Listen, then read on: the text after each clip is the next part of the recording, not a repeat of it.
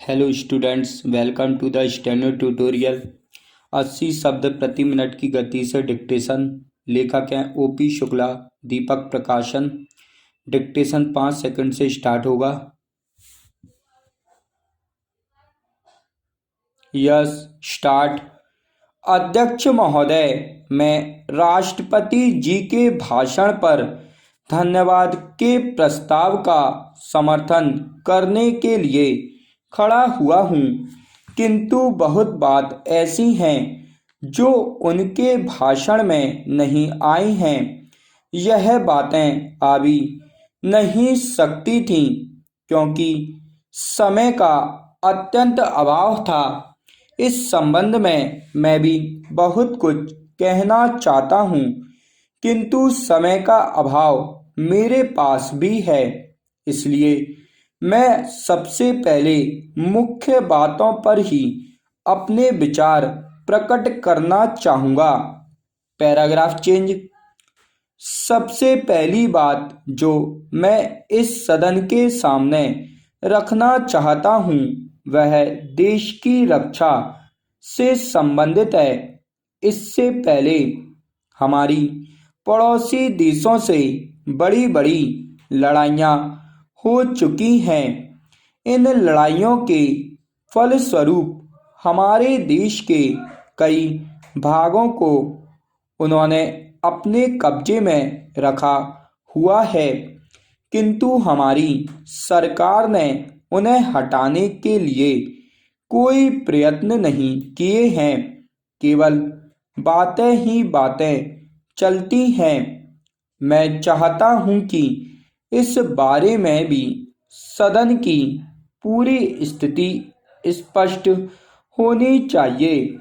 दूसरी बात, मैं यह कहना चाहता हूँ कि विदेशों के साथ हमारे संबंध ऐसे होने चाहिए जिनसे हमारे ऊपर जब कोई हमला करे तो हम नहीं कह सकें कि कौन हमारा दोस्त है, कौन हमारा मित्र है और किसका भरोसा हम नहीं कर सकते हैं।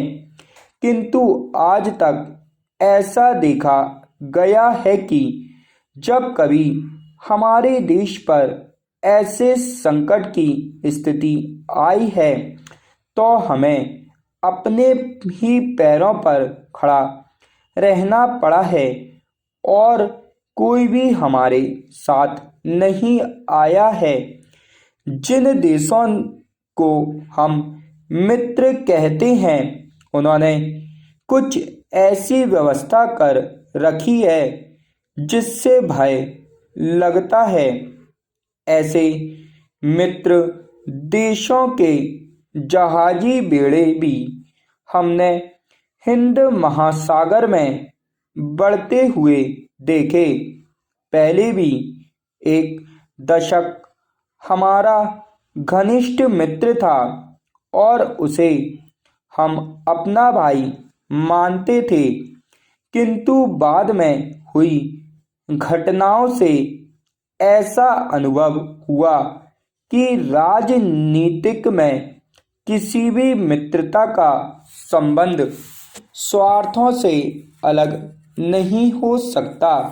इसलिए मेरा अनुरोध है कि सभी लिहाज वाली बातों को छोड़कर हमें अपनी सुरक्षा की व्यवस्था पर पूरा पूरा ध्यान रखना चाहिए।